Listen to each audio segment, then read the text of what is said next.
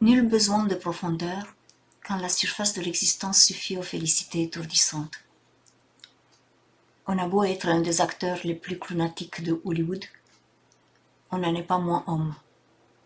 On a beau être destiné à devenir une des personnalités les plus adulées du cinéma burlesque, du cinéma tout court, on n'en est pas moins à la merci des exigences élémentaires du cœur. Pour Stan Laurel, pour sa carrière, c'était une fin de printemps. En ce mois de juin 1920 et quelques, c'est sous son vrai nom d'Arthur Jefferson qu'il est descendu à l'hôtel du Palais. Toujours bien mis, avec une élégance sobre, cachant les épis rebelles de sa tignasse sous son éternel melon, maître de ses gestes et des expressions de son visage, en professionnel du mime qui sait contrôler le moindre de ses muscles faciaux et des mouvements de sa main, de son corps, Arthur ajoutait à ce chic très british une grande courtoisie modeste dans sa façon de s'exprimer. Pour ce palace où l'on était accoutumé aussi bien aux grands aristocrates, pleins de dignité bienveillante ou arrogante, qu'aux excentriques de toutes sortes, le personnage en était presque terne et passait à peu près aussi inaperçu que son homme de confiance.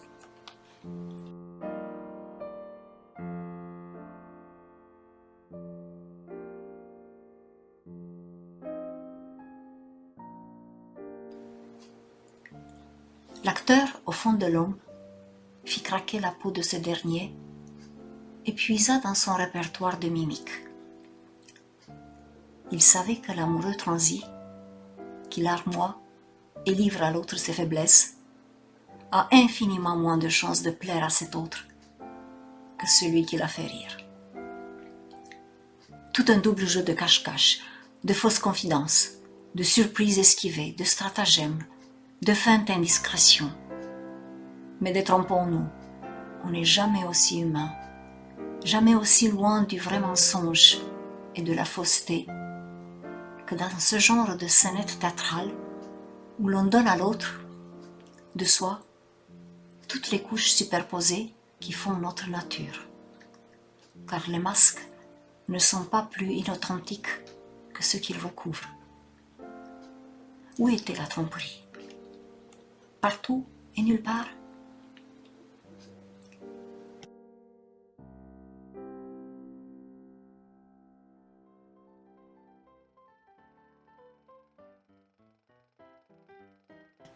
C'est alors qu'Arthur se rendit compte, dans un véritable effondrement de toute la magie de l'instant, que le bord du chapeau melon de Laurel constituait une sorte d'obstacle au rapprochement buccal.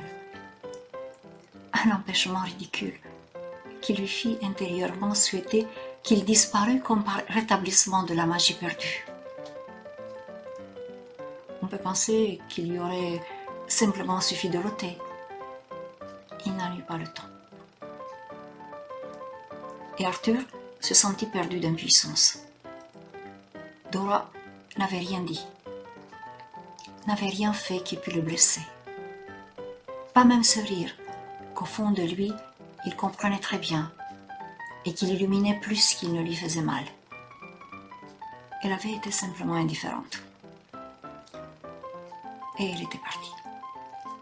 Tout le mal venait de lui seul, lui qui sentait à quel point cette peau de clown collait à sa peau, lui qui se sentait faux, qui se sentait trahi par ce Stan Laurel qu'il n'était pas, mais qu'il était pourtant devenu, et qui était plus lui-même que lui, et qui le torturait.